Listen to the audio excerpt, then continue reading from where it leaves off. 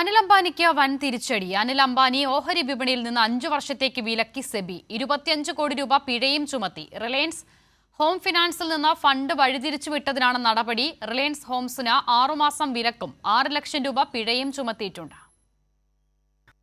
മകന്റെ പേരിൽ കമ്പനി തുടങ്ങി വൻ തിരിച്ചുവരവിനുള്ള വൻ നീക്കങ്ങൾ നടക്കുന്നതിനിടെയാണ് അനിൽ അംബാനിക്ക് വൻ തിരിച്ചടി നേരിട്ടത്.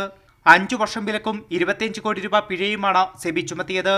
സെബിയുടെ 222 പേജുള്ള കുറ്റപത്രത്തിൽ അംബാനിക്കെതിരെ ഗുരുതരമായ ക്രമക്കേടുകളാണ് അക്കമിട്ട് നിരത്തിയിരിക്കുന്നത്.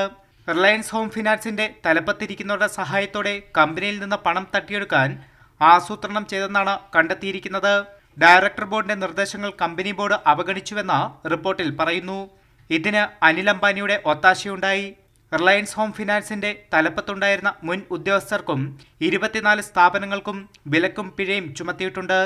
ഇതോടെ വിപണിയിൽ ലിസ്റ്റ് ചെയ്ത കമ്പനികളുടെ ഡയറക്ടറാകാനോ മറ്റ് ഉയർന്ന സ്ഥാനങ്ങൾ വഹിക്കാനോ കഴിയില്ല. ഓഹരി വിപണിയിൽ ഇടപെടുന്നതിനും വിലക്ക് ബാധകമാകും. റിലയൻസ് ഹോം ഫിനാൻസിന് വിപണിയിൽ 6 മാസത്തെ വിലക്കും സെബി ഏർപ്പെടുത്തിയിട്ടുണ്ട്.